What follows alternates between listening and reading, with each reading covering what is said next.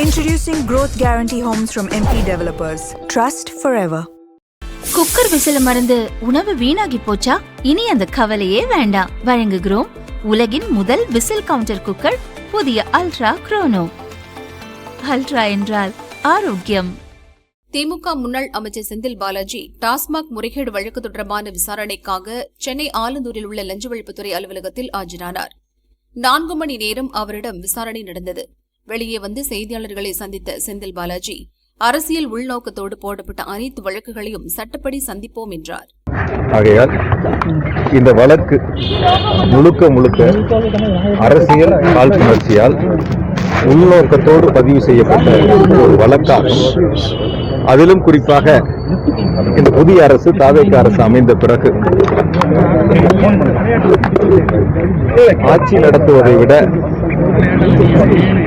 எதிர்க்கட்சிகள் மீது வழக்கு பதிவு செய்வதில் சிறப்பு கவனங்களை செலுத்திக் கொண்டிருக்கின்றார்கள். அவர்கள் ஒரு வழக்கல்ல 10 வழக்குகள், எத்தனை வழக்குகள் போட்டாலும் அதை சந்திப்பதற்கு, எதிர்கொள்வதற்கு, சட்டப்படி அந்த வழக்குகளை நீதிமன்றத்தில் வாதாடுவதற்கு நாங்கள் தயாராக இருக்கின்றோம் சொல்றேன். ஆனால் இந்த வழக்கை பொறுத்த வரைக்கும் நான் உங்களுக்கு ரொம்ப தெளிவா சொல்றேன். முழுக்க இது அரசியல் உள்நோக்கத்தோடு போடப்பட்ட ஒரு வழக்கு. அந்த வழக்கை நிச்சயமாக நாங்கள் சட்டப்படி மின்சாரத்துறை அமைச்சர், சட்டத்துறை அமைச்சர், பொதுவாக ஒரு சட்டமன்றத்தினுடைய நிகழ்வு என்பது சட்டமன்றம் சுமூகமாக நடைபெற வேண்டும், ஒரு ஆரோக்கியமான விவாதம் நடக்க வேண்டும்.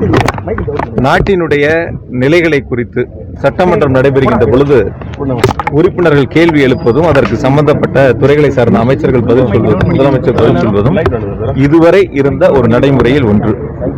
ஆனால் இன்றைய நிலை புதிதாக அமைந்திருக்கிற தாவேக அரசு அவர்களே எதிர்க்கட்சிகள் கேட்கக்கூடிய கேள்விகளுக்கு பதிலளிக்க முடியாமல், பதில் தெரியாமல் சட்டமன்றத்தினுடைய நிகழ்வுகளை வேறு விதமாக அவர்கள் அந்த பதில்களை சொல்லி அந்த இடத்தில் ஒரு கூச்சல் குழப்பத்தை உருவாக்குவதற்கான முயற்சிகளை முன்னெடுக்கின்றார்கள்.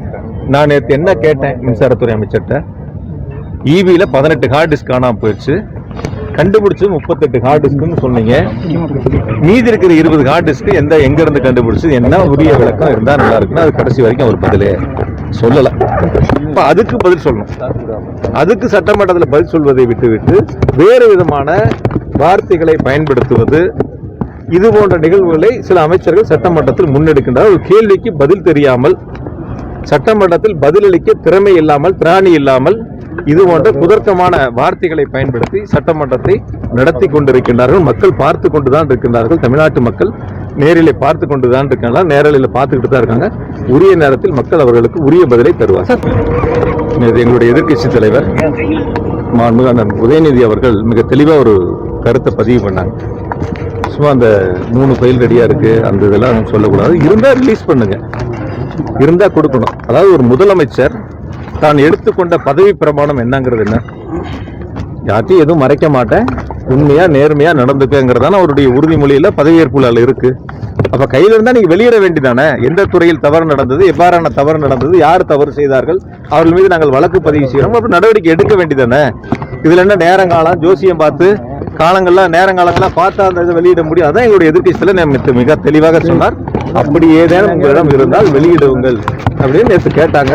இன்ன வரைக்கும் அவங்க வெளியிடல. தயாரா நேற்றே வெளியிட வேண்டியதானே. உங்ககிட்ட 3 ஃபைல் கட்டி வச்சிருக்கு, முடிச்சு போட்டு வச்சிருக்கு, அந்த ஃபைல் அவுத்தாருன்னா வெளியில வந்துடும் சொன்னவங்க. 24 மணி நேரம் ஆச்சு, நேற்றே அதை வெளியிட வேண்டியதானே. அவங்ககிட்ட இருந்தா தானே வெளியிட முடியும். அதனால எந்த விதமான இந்த அரசு தாவேக அரசை பொறுத்த வரைக்கும் 100 நாளை கடந்து போயிருக்கு.